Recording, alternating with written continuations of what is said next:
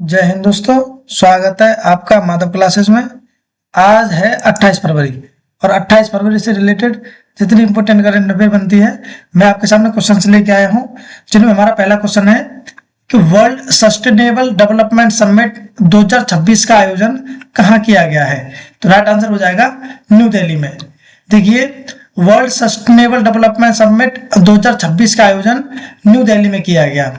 यह 25 से 27 फरवरी 2026 तक न्यू दिल्ली में आयोजित किया गया। यह 25वां मतलब सिल्वर जुबली एडिशन था। इसका आयोजन the energy and resources institute TERI द्वारा किया गया है।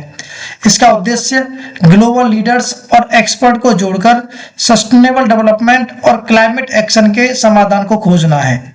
देखिए, इसी समिट के दौरान ministry of environment, forest and climate change द्वारा हेम कनेक्ट नामक एक विशेष साइड इवेंट आयोजित किया गया है। इसके उद्देश्य पढ़ते हैं तो हिमालय में काम कर रहे वैज्ञानिकों, रिसर्चर्स को स्टार्टअप इन्वेस्टर्स और पॉलिसी मेकर्स से जोड़ना है, ताकि उनकी रिसर्च सिर्फ लैब तक न रहे बल्कि उसे बाजार में इस्तेमाल किया जा सके। यानी रिसर्च को कॉमर्शलाइजेशन और बड़े स्तर पर लागू करना है। देखो, पढ़ते हैं टेरी क्या है। इसकी फुल फॉर्म होती है the energy and resources institute. इसका उद्देश्य है एनर्जी, एनवायरनमेंट और सस्टेनेबल डेवलपमेंट पर रिसर्च कर बेहतर समाधान विकसित करना। इसकी स्टेबलाइजेशन 1974 को हुई थी।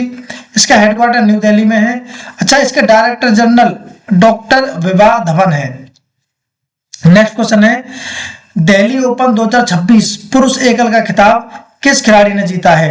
तो राइट आंसर हो जाएगा स्टेफानोस साकेलाराइडिस। देखिए, ग्रीस के हैं ये स्टेफानोस साकेलाराइडिस, जो 21 वर्ष के हैं। इन्होंने दिल्ली ओपन 2026 मेन सिंगल्स खिताब जीता है। फाइनल्स में उन्होंने ग्रेट ब्रिटेन के ओलिवर क्राफर्ड को हराया है। यह उनका पहला ATP Challengers tour singles title है। जीत के साथ उन्हें 75 एटीपी रैंकिंग पॉइंट्स और लगभग $17,000 प्राइज मनी मिला है। देखिए, डबल इवेंट्स की बात करें तो इसमें भारत के सिद्धांत बंथियागो और बुल्गारिया के अलेक्जेंडर दोंगसी ने खिताब जीता है। देखिए, उन्होंने फाइनल में भारत के निक्की कलियंदा पुनाचा और थाईलैंड के पुच्चे इशारों को हराया है। यह तीसरी बार है जब किसी भारतीय खिलाड़ी ने दिल्ली ओपन डबल्स की ट्रॉफी जीती है। नेक्स्ट क्वेश्चन है, विश्व एनजीओ दिवस कब मनाया जाता है। तो राइट आंसर हो जाएगा 27 फरवरी को। देखिए, हर वर्ष 27 फरवरी को वर्ल्ड एनजीओ दिवस मनाया जाता है। इसका उद्देश्य एनजीओ के ह्यूमैनिटेरियन वर्ग को देखकर सोशल जस्टिस और एनवायरनमेंट प्रोटेक्शन में योगदान को सम्मान देना है। पहली बार आधिकारिक रूप से 27 फरवरी 2014 को यह मनाया गया था।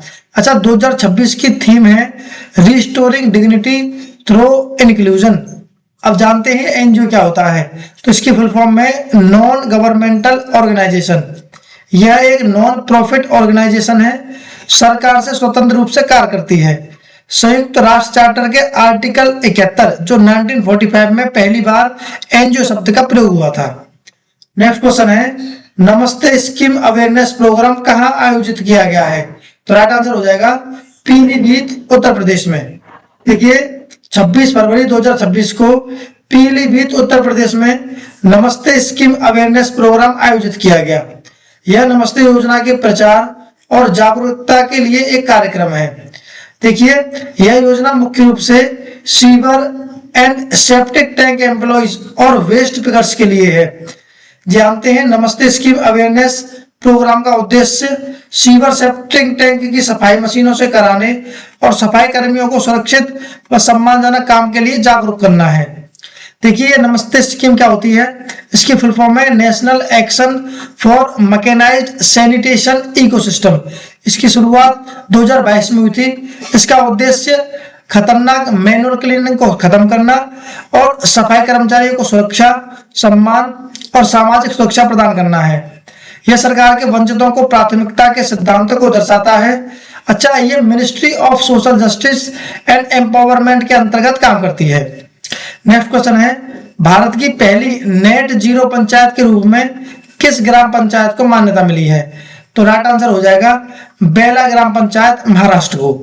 देखिए महाराष्ट्र के भंडारा डिस्ट्रिक्ट की बेला ग्राम पंचायत को भारत की पहली नेट जीरो पंचायत के रूप में मान्यता मिली है।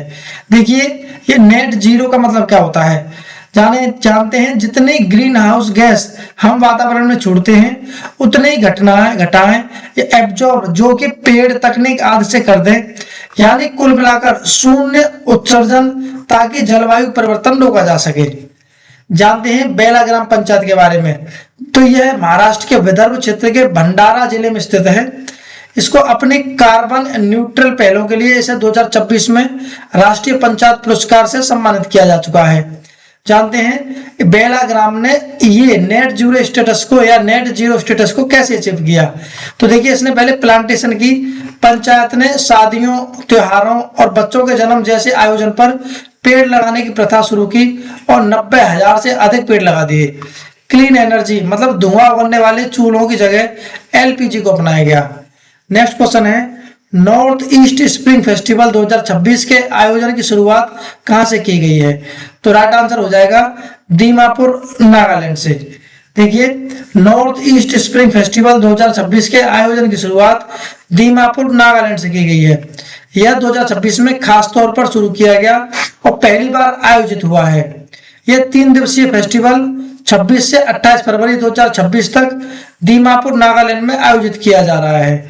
इसके बाद अरुणाचल प्रदेश के नामसाई में 2 से 3 मार्च तक और मेघालय के रीभोई में 5 से 6 मार्च तक यह आयोजित किया जाएगा। इसके organiser ministry of culture, government of India है, मतलब कृषि मंत्रालय। देखिए इसे मिनिस्ट्री ऑफ कल्चर के तहत नॉर्थ ईस्ट इंडिया या north east zone cultural centre और south central zone cultural centre मिलकर आयोजित कर रहे हैं। इस महोत्सव का उद्देश्य पूर्वोत्तर भारत की फोक ट्राइबल कल्चर को बढ़ावा देना और कल्चरल यूनिटी के माध्यम से नेशनल इंटीग्रेशन को मजबूत करना है। फेस्टिवल में पूर्वोत्तर राज्यों के लोक और जनजातीय नृत्य संगीत प्रस्तुतियां होंगी, साथ ही सेंट्रल इंडिया के राज्यों की सांस्कृतिक झलक भी दिखाई देगी। देखिए north east zone cultural centre एक रीजनल कल्चरल सेंटर है। यह मिनिस्ट्री ऑफ कल्चर के अंतर्गत कार्य करता है। इसका ऑब्जेक्ट या उद्देश्य क्षेत्रीय कला, संगीत, नृत्य और परंपराओं का संरक्षण है। इसका हेडक्वार्टर दीमापुर नागालैंड में है। नेक्स्ट क्वेश्चन है पेरू के नए अंतरिम राष्ट्रपति के रूप में किसे चुना गया है। तो राइट आंसर हो जाएगा जोस मारिया बाल्कजार को। देखिए पेरू की संसद ने जोस मारिया बाल्कजार को अंतरिम राष्ट्रपति चुना है। 2016 के बाद से वे पेरू के 8वें राष्ट्राध्यक्ष बन गए हैं। बाल्कराज पेशे से एक वकील और पूर्व जज हैं। उन्होंने फॉर्मर प्रेसिडेंट जोस जेरी की जगह ली है, जिन्हें करप्शन के आरोप के कारण इम्पीचमेंट महायोग चलाकर पद से हटा दिया गया है। पेरू के बारे में पढ़ते हैं तो यहाँ की कैपिटल लीमा है, करेंसी पेरुवियन सोल है और यहाँ ये साउथ अमेरिकी कॉन्टिनेंट में पड़ता है।